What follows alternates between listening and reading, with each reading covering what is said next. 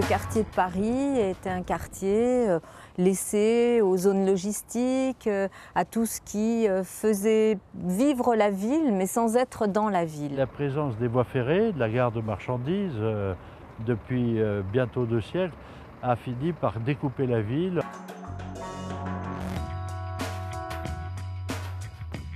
C'est l'idée de recoudre, de retisser des relations, de réparer une relation qui était négative entre Paris et ce qu'on appelait la banlieue. Nous avons depuis 2001, avec le maire de Paris, fait en sorte qu'on restaure des relations et qu'on ait un autre dialogue, un autre débat. Il faut maintenant construire et fabriquer ces quartiers. Donc lisser le passage entre Paris et Clichy ici, c'est une nécessité. Il faut dépasser la coupure. Moi, je ne pense qu'à ça, à dépasser ces césures du fer et du périphérique et de l'ancienne zone et des anciennes fortifications et de relier.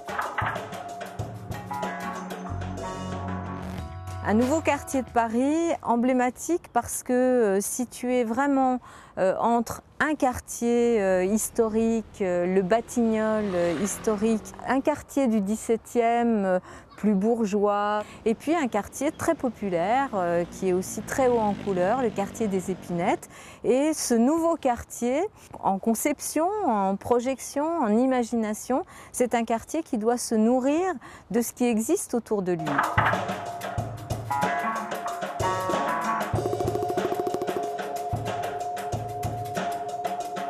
Le logement est une question essentielle, prioritaire pour Paris et je dirais au-delà de Paris pour la métropole. Nous voulons des quartiers mixtes du point de vue de ce qu'on va y faire, de ce qu'on va y trouver, mais aussi du point de vue de la population. Il y aura moitié de logements sociaux et moitié de logements privatifs dans ce quartier. Dans les logements sociaux, il y aura du logement très social pour des gens qui ont besoin vraiment de structures, d'aide pour pouvoir se loger dans Paris.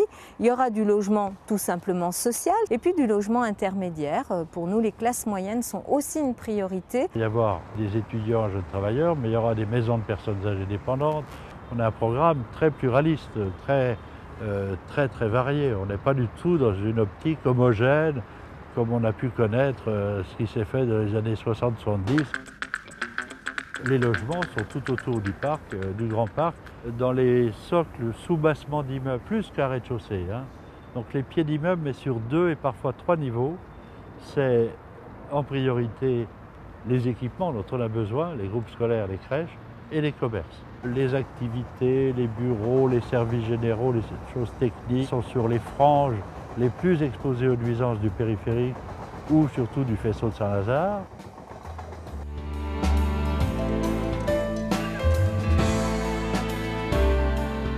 Le commerce sera présent et nous devons travailler un commerce de proximité parce qu'un quartier où on ne trouve pas une boulangerie, où on ne trouve pas un marchand de journaux, une boucherie, ce n'est pas vraiment un quartier qui peut vivre.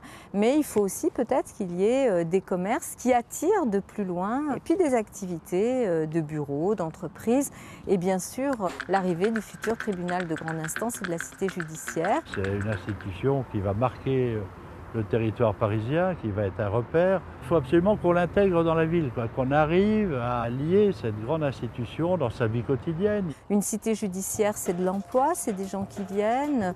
Ça sera un bâtiment sur lequel l'État souhaite, et nous allons accompagner cette volonté, que ce soit un bâtiment de grande hauteur.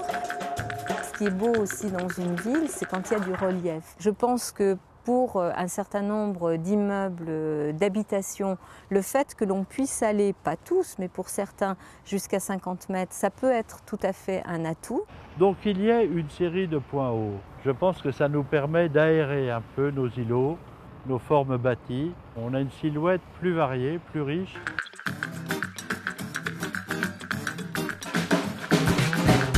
On est en train de parler d'un nouveau quartier dans lequel il va y avoir une population nouvelle en nombre important, beaucoup de déplacements, de gens qui vont venir, qui vont se déplacer, soit pour travailler, soit par exemple pour venir dans la cité judiciaire.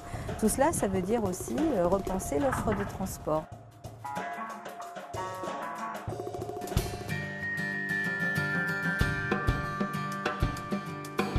Le parc, il est central. D'abord, il est au cœur de ce quartier, de ce nouveau quartier, et le projet a été conçu autour de lui. Le parc est la pièce principale qui fédère, qui est le lieu de convergence de tous les programmes nouveaux, mais aussi des quartiers existants.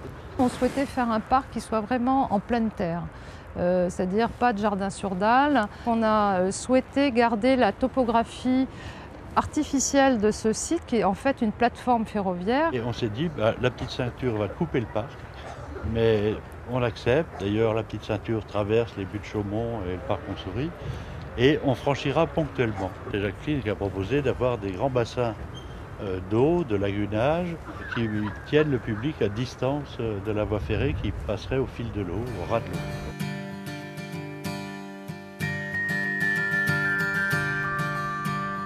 Le fait que le parc ne soit pas séparé de ce qui s'organise autour, c'est vraiment dans la conception quelque chose qui a été très important. Dans cette volonté de relier la ville, les quartiers entre eux, donc on a tissé, on a fait tout un travail de couture, de tissage. En fait, toute la structure et la composition du parc prolongent au fond la trame urbaine. Les allées du parc prolongent les rues de la ville. Notre idée était que ce parc ne soit pas comme les parcs historiques, replié sur lui-même, mais dans la continuité des parcours et qu'il y ait des îlots verts comme il y a des îlots bâtis. C'est vraiment passer de la ville au parc de manière tout à fait quotidienne et on traverse le parc comme on traverse la ville.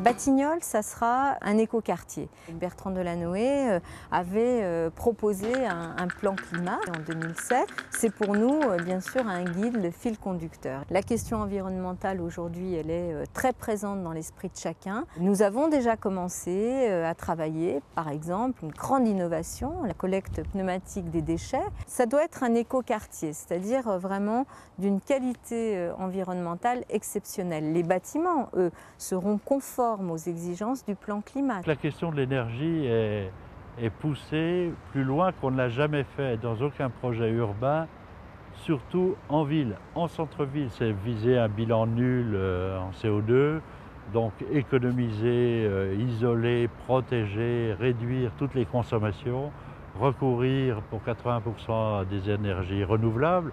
On table sur la géothermie.